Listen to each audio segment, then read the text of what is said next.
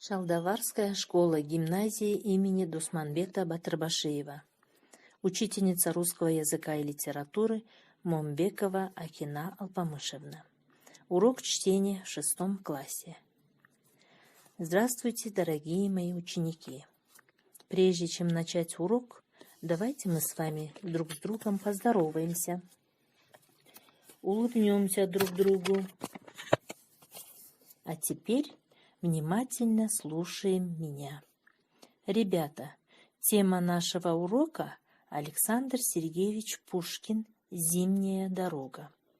Цель нашего урока — на этом уроке, ребята, мы словесно должны нарисовать картину скучной зимней дороги, передать тоску и одиночество поэта, выработать навыки устной речи, воспитать чувство любви к природе. Прежде чем начать читать стихотворение «Зимняя дорога», мы с вами познакомимся с новыми словами. Скучная, невеселая, көңілсіз, особенно, өзгөчө, сердечная тоска, жүрек кусасы. Прочитайте новые слова, запишите в словари, составьте с ними словосочетания или предложения с новыми словами. Ребята, послушайте стихотворение Александра Сергеевича Пушкина «Зимняя дорога». Зимняя дорога. Сквозь волнистые туманы пробирается луна, на печальные поляны льет печально свет она. По дороге зимней, скучной, тройка борзая бежит, колокольчик однозвучный утомительно гремит.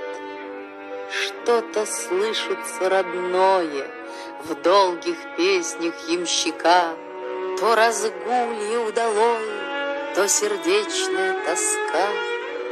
Ни огня, ни черной хаты, глушь и снег.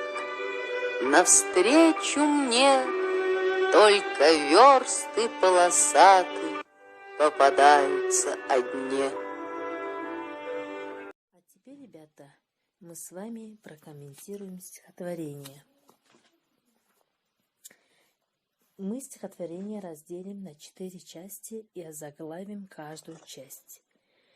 Первое. Печальная луна.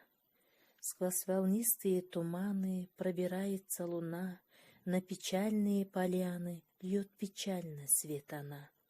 Зимний вечер, туман, поэту грустно, и луна ему тоже кажется печальной, она с трудом пробирается сквозь туман. Поэт нарисовал печальные картины зимнего вечера, передает грусть и печаль поэта. Вторая часть. Тройка на скучной дороге. По дороге зимней скучной тройка борзая бежит, колокольчик однозвучный утомительно гремит.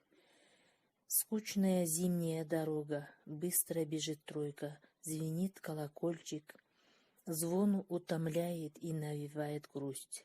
Здесь поэт нарисовал устную картину скучной дороги, быстро бегущую тройку и грустный звон колокольчика. Показывает, как скучно и грустно поэту в пути. Третья часть. Удалые и тоскливые песни ямщика. Что-то слышится родное в долгих песнях ямщика, то разгулье удалое, то сердечная тоска. Запел ямщик, он пел то веселые, то тоскливые песни. В песнях поэт слышит что-то родное, русское. Здесь поэт передает радость и тоску поэта, его любовь к народным песням.